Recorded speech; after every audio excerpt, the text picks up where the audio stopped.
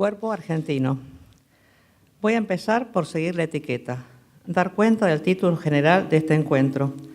Luego, tratándose de un cuerpo, el argentino, aunque imaginario, no faltará el elogio de algún esfínter que irrumpa en mi buena educación. Cuerpo presente es un voto porque cuerpos vivos y cuerpos muertos se reporten. Ningún NN, nunca más. Es por eso que, con una de esas dos palabras, detrás de un nombre propio, los sobrevivientes recuerdan a quien ya no está. Fulano de tal, presente, ahora y siempre. Mi cuerpo argentino pretende ser irónico, ajeno a las pretensiones esencialistas con que las ideas de patria o de la nación arman sus modelos de pertenencia. Más bien, me gustaría armarlo con sus exclusiones, sus forajidos, su fuera de catálogo. Nada de las manos del general ni el dedo de Evita, de cadáveres eyectados por el turismo político, de las piernas de Messi o de Maradona. Acá tienen que reírse, por favor. Acompañen un poco. Alguna vez imaginé un cuerpo como un Frankenstein para los primeros días de la democracia, una travesti con la cabeza medusina de Facundo, las tetas de la Coca Sarli, miembros honorarios del sistema de gemelos kitsch peronista, junto a los caniches enanos del general. ¿Quieren que diga pene? Que Perlonger coloca en su poema Cadáveres dentro del caño de una combi y el trasero lacayo de Erdosain. Claro que atravesado por la mazorca que el unitario patilludo recibió en el matadero de Echeverría y la boca de una Venus Felatrix, como la Samantha de Flores robadas en los jardines de Quilmes, de Jorge Asís, calzada con las alpargatas de Victoria Ocampo, un libro de poemas de Alfonsina en la mano. Este cuerpo argentino saldría en manifestación, como dice el final del Fjord de Osvaldo Lamborghini, y estaría vestido con el vestido rosa de César Aira. Pero con el arnés de Vera Ortiz Betty, anagrama con que Fowell enmascaró a la afinadita Beatriz Viterbo debajo. Me queda corta. Cuerpos tristes. Ya lo dijo David Viñas, lo fundante de la literatura argentina es la violación. En el matadero de Echeverría, este es un intento y una amenaza que constituyen el sustento del relato. El sexo aparece bajo la forma de una violación fingida en la Emma Suns de Borges, y entre Olivera y la maga, personajes que hicieron soñar e incitaron desde las páginas de Rayuela a hacerse amantes a tantas parejas de lectores, era descrito a la manera de una violación. Cito: Olivera sintió como si la maga esperara de él la muerte, algo en ella que no era su yo despierto, una oscura forma reclamando una aniquilación, la lenta cuchillada boca arriba que rompe las estrellas de la noche y devuelve el espacio a las preguntas y a los terrores. Solo esa vez, excentrado como un matador mítico, para quien matar es devolver el toro al mar y el mar al cielo, vejó a la maga en una larga noche de la que poco hablaron luego.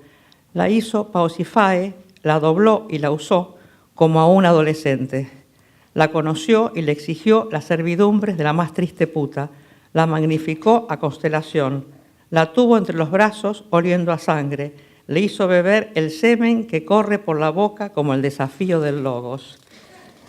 Le chupó la sombra del vientre y de la grupa y se la alzó hasta la cara para untarla de sí misma en esa última operación de conocimiento que solo el hombre puede dar a la mujer. Bueno, eso está en duda. La exasperó con piel y pelo y baba y queja. La vació hasta lo último de su fuerza magnífica. La tiró contra la almohada y una sábana y la sintió llorar de felicidad contra su cara. Aniquilación, vejación, uso, muerte. Pero ¿dónde están las vergas de Apollinaire, los senos que Gómez de la Serna confundía con la frutería de Eros, los príapos joviales a lo comedia del arte? La vejó como a un adolescente. Tal vez Olivera hubiera preferido a un muchacho. Erdosain sueña en Los Siete Locos con jaulones tremendos donde los ricos aburridos encierran a los tristes luego de casarlos con lazos de perrera o con antecocinas viciosas donde él mora entre relatos obscenos de subalternos. Un saco apenas le tapa el traste y una corbatilla blanca de lacayo.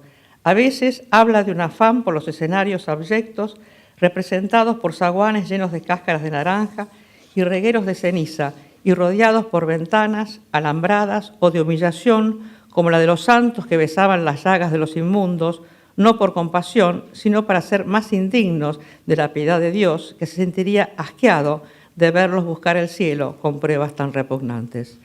Las fantasías de Erdogan son sadomaso. Es cierto que si en él la humillación se manipula en un gesto político hasta ser convertida en soberanía, no deja de ocupar el lugar del que está abajo, verdadero activo y director de la escena en el SM.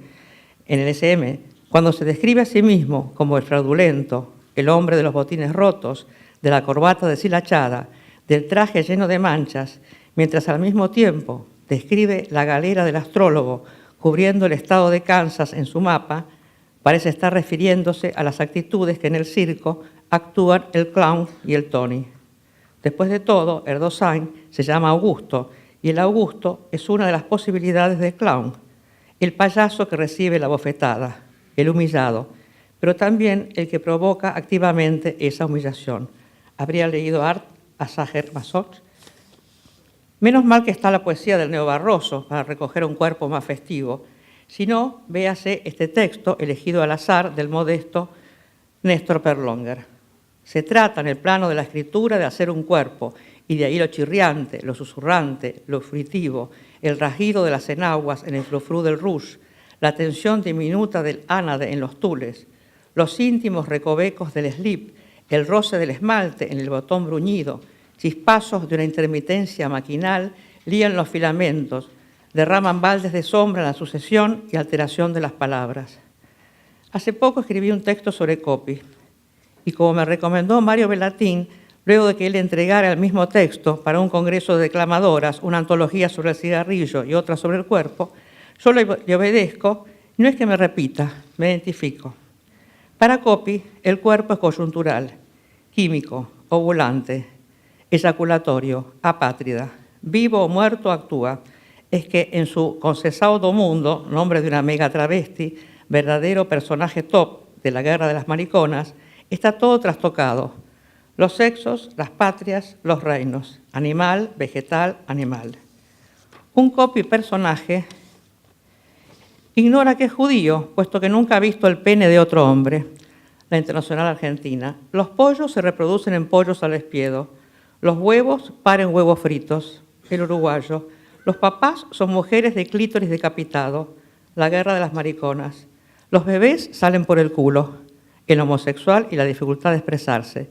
Y las ratas escriben cartas como Madame Sévigné, la ciudad de las ratas. Borges tiene una hija, Raúla, femenino del nombre del padre de Coppi, procreada con una empleada de limpieza de la Biblioteca Nacional, cuyos gustos parecen una burla a los paternos, ya que sabe recitar de memoria el alfabeto chino y el Corán. En la concepción del mundo peronista de Coppi, Evita tiene pija, pero eso no parece haber sido la causa del escándalo que la obra provocó en Argentina. Aunque, ¿por qué los mismos que decían a través del mito que Evita era el verdadero macho de la pareja, Perón-Evita, gritaron blasfemia cuando fue representada por un hombre? Encima, un hombre que tenía el mismo nombre que un libro clave de la literatura argentina, Facundo, de Domingo Faustino Sarmiento, biografía de Facundo Quiroga, el caudillo llamado a representar la prehistoria clínica de la barbarie, y el mismo apellido que el mayor cineasta del camp peronista, Armando Bo. ¿No les pareció suficiente que Coppi salvara a Eva de la muerte? Porque la Eva de Coppi vive. Porque quien la vio representada por un hombre, Facundo Bo, sabe entonces que esa Eva no puede morir, enferma de un órgano que no tiene, la matriz.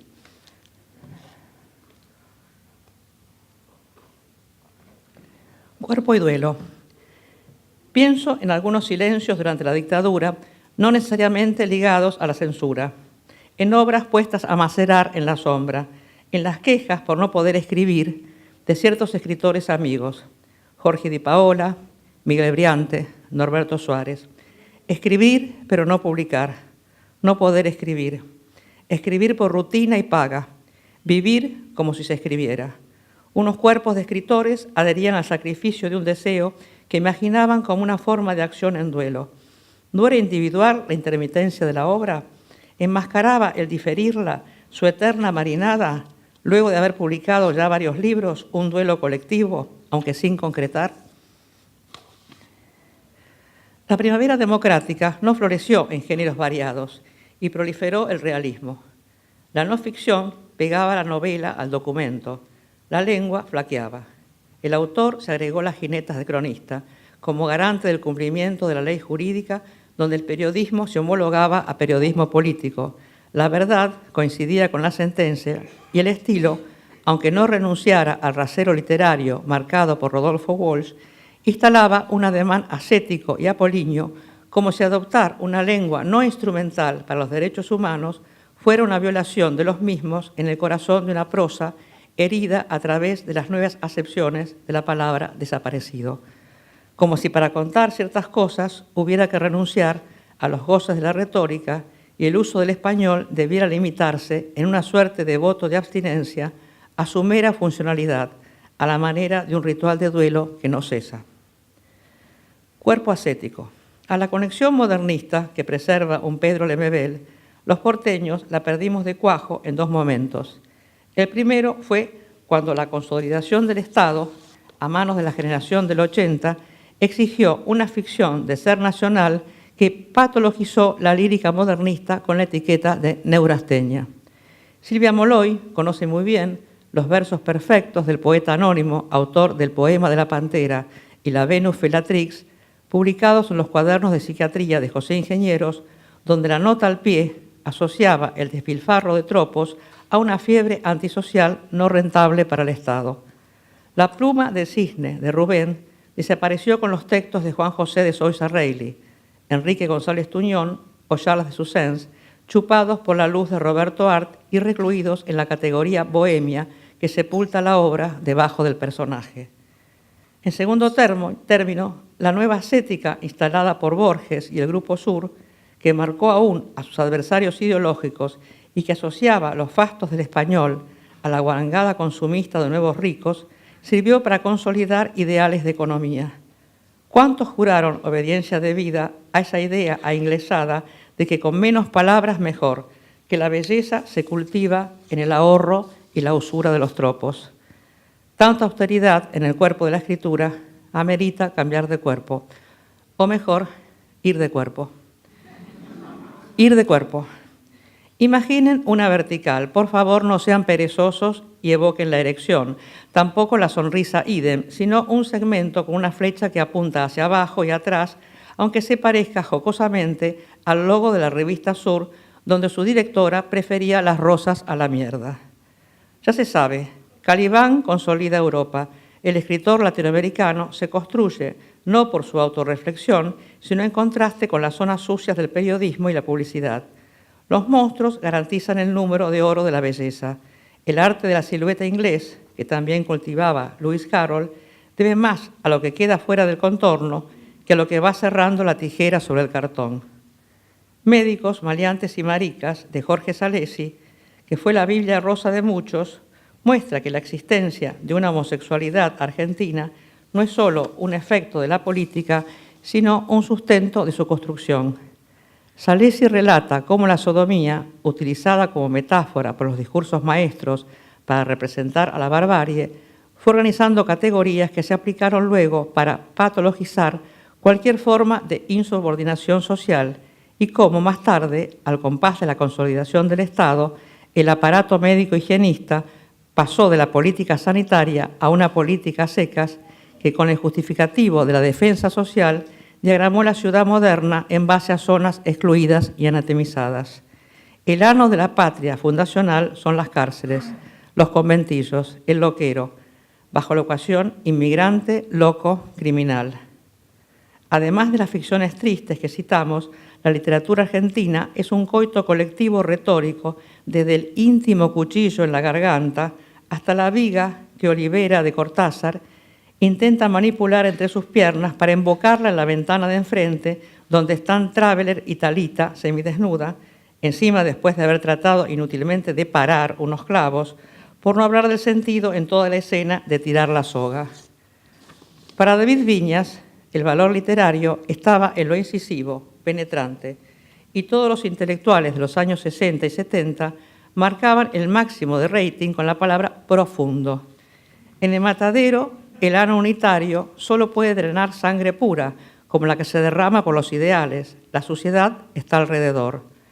A través de esa escena fundante, el ano entrará en la literatura alta y en la lengua oral solamente en su sentido de vencido y humillado. La tradición chismosa dice que el general Mansilla, siempre dispuesto a probarlo todo, ordenó a un sargento que lo penetrara para ver cómo era. Penetrado y reflexivo, el general habría exclamado: «No me gusta, es como cagar al revés». Pero penetrar por obediencia, según la doxa injuriosa, ¿no equivaldría a ser penetrado? Muchos años más tarde, un personaje de Washington Cucurto brama: «Enjuagame el duodeno, teñime las tripas de blanco, pasteurizame el hígado». Para terminar, culiador, culiado. El ano ha sido reivindicado como órgano de goce y no de vencido. Además, debemos al divino marqués de Sebregondi, quizás un miembro de nuestra única aristocracia, su pedagogía cloacal, una discípula ejemplar que tal vez no lo leyó o lo leyó para sentirlo su hermano, después de escribir Batido de Trolo. Está la autora en la sala, creo. Dos elementos sobresalen en la iconografía de Batido de Trolo de Nati Menstrual. Uno es el paradigma de lo sólido, lo cerrado, lo potente, si se tiene suerte en la página de encuentros, la pija. El otro es líquido, homenaje escatológico a Zygmunt Bauman. Fétido, escurridizo, la mierda.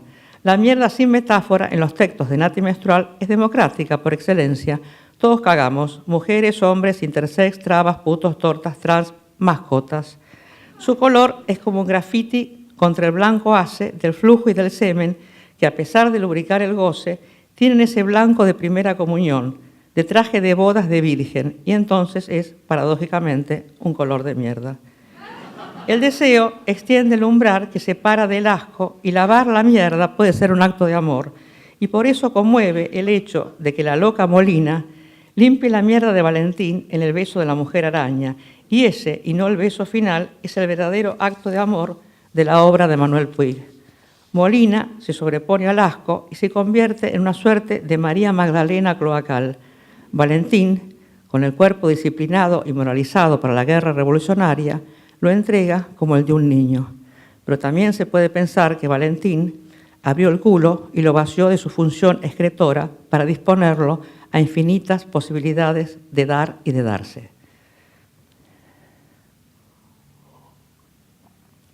Cuerpo a cuerpo. Hoy, 28 de septiembre, se cumplen 40 años de que Vicky Walsh entrara a esa casa de la calle Corro, donde se suicidó durante un enfrentamiento con ese cuerpo que quisiéramos dejar afuera de estas jornadas, el del ejército. Era su cumpleaños, llevaba a su hija consigo, un collar que le había regalado su hermana Patricia, porque aún en una reunión de prensa clandestina puede irrumpir, fuera de cerco enemigo, el amor. No los invito a la conmemoración, palabra demasiado estatal, sino al recuerdo, como en la literatura, como en las letras de tango y del bolero, donde tantos cuerpos se fusionan amorosamente. Al recuerdo también de los dos textos que su padre, Rodolfo Walsh, le dedica: Carta a Vicky y Carta a mis amigos. Este último destinado fundamentalmente a sus compañeros de militancia, que él traduce a amigos, tal vez en el sentido político-militar de que hay amigos y enemigos. Carta a Vicky formó parte de los papeles secuestrados por el grupo de tareas de la ESMA que allanó la casa del escritor en San Vicente. Una sobreviviente, Lila Pastoriza, pudo verlo durante su cautiverio y arrancó la página que luego entregó a la viuda. Consta de tres párrafos donde se consigna la hora de la escritura, registro que marca las sucesivas distancias cronológicas del acontecimiento trágico. En esas pausas puede sospecharse el espacio ganado por el dolor y donde la herramienta familiar, la escritura, se vuelve impotente. El 28 de septiembre, escribe Walsh más tarde, en Carta a mis amigos, cuando entró a la casa de la calle Corro, cumplía 26 años. Llevaba en sus brazos a su hija, porque a último momento no encontró con quién dejarla. Se acostó con ella en camisón. Usaba unos absurdos camisones largos que le quedaban grandes. Reminiscencias de David y Goliat en la descripción del camisón como demasiado grande, que da un toque personal a la necrológica. humaniza al sujeto integrante de un colectivo a través de un rasgo individual y al darle una dimensión cotidiana, desmilitariza a la protagonista de un gesto que de otro modo, Vicky disparaba desde una terraza, podría leerse como excesivo y desesperado. Si, como afirma, el verdadero cementerio es la memoria, es evidente que Walsh no da por sentada la inhumación del cuerpo de su hija o la desmerece por provenir de la burocracia enemiga en carácter de excepción. Entonces la regla es la desaparición. Por tanto, no espera nada de la ley jurídica, aunque toda su obra se dedique a interpelarla.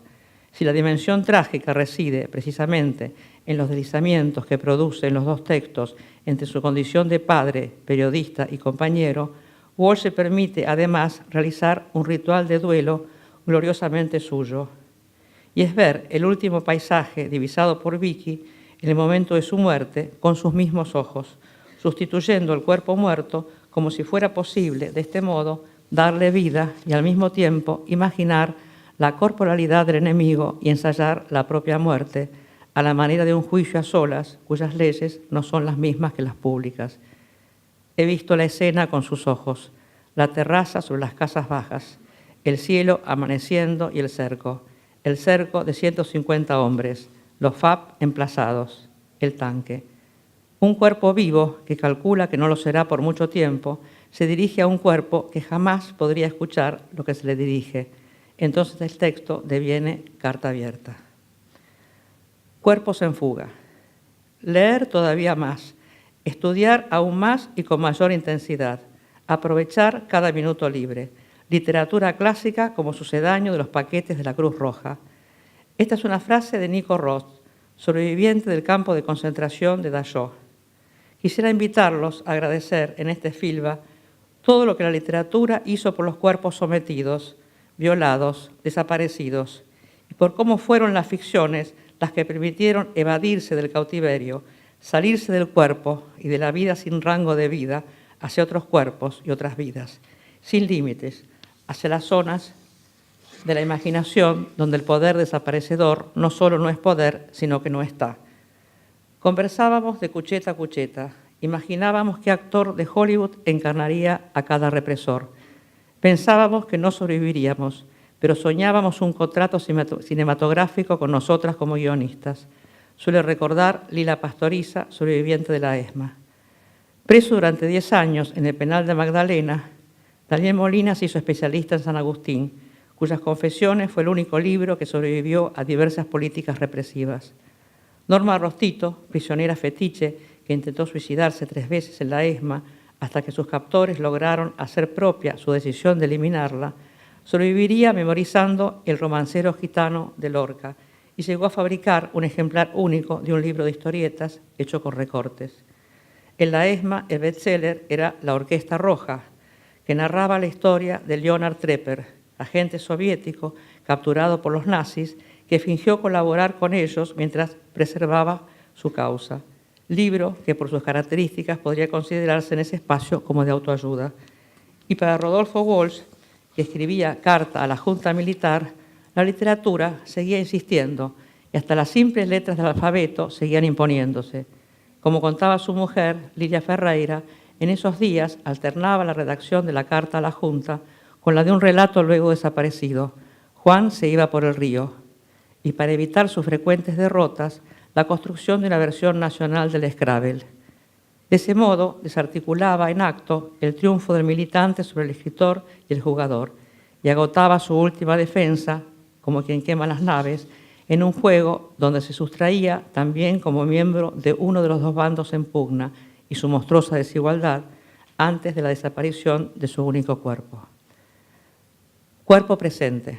Josefina Ludmer advertía que el astrólogo de los 7 locos volvió en las ficciones reales, las de la historia y la política, como López Rega, e Hipólita como Evita. Del mismo modo, las ficciones reales pueden actuar sobre las literarias sin ninguna clave analógica. La ocupación estatal de la ESMA, los juicios por delitos de lesa humanidad, el encuentro de los nietos de las abuelas de la Plaza de Mayo, esos cuentos de hadas de la catástrofe política, movilizan el duelo en relatos proliferantes. Si aventuré como duelo en acto precisamente una inacción, la de escribir, marinando, difiriendo, escribiendo para otros, la puesta en movimiento del duelo no es olvido, sino levantamiento de fronteras en la lengua. Si el realismo apolíneo en los primeros relatos aparecidos en Democracia parecía un síntoma populista con el fantasma titánico del testimonio y el imperativo de representación del otro mítico, el santo grial obrero, el pobre del conurbano, la vida prostibularia, la tierra adentro, hoy el derretimiento del duelo es puesta en cuestión de ese realismo. Somos de nuevo hombres y mujeres de Mayo, donde siempre, como vimos, hay un o una mariquita ante el yugo realista. Julián López puede escribir Una muchacha muy bella sin el imperativo de la posmemoria. Pablo Cachasquian, entrarle a Borges. Ya no se trata de la violación del matadero, sino de usar de vientre subrogado y tóxico por los químicos del anglosajón al padre casto de la literatura argentina, para dejar su simiente armenia.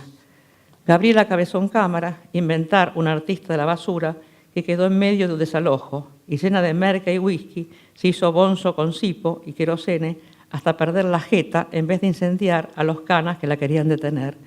Luego de Vino Santa Popular, obra de arte en Venecia, amante de una suiza que la compró como tal y que fue su Helena, y que muerta le dejó como herencia su cara de tirolesa para que, trasplantada, se volviera un oxímoron, la negra rubia.